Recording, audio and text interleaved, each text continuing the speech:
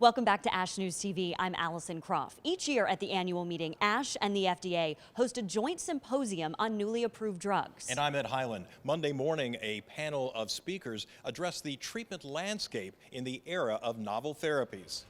Doctors Margaret Shipp and Stephen Ansell were this year's lecturers and recipients of the corresponding prize. Dr. Shipp was recognized for her work to understand the genomics of Hodgkin lymphoma and its effects on the tumor environment. Dr. Ansell was recognized for his help identifying therapy approaches using immune cells that target the malignant clone. Well, it's really very nice to be recognized. It's nice to be recognized along with a colleague, Dr. Shipp, who has also been very instrumental in this area. And I think for me, it's a great sense of team science, basic science, partnering with clinical science to bring good results for patients. The interesting thing for me is how to make the immune system fight the cancer more effectively.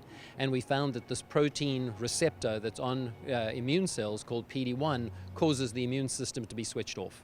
So if there are ways to prevent that switching off, that keeps the cells activated. So that's how we got interested in PD-1.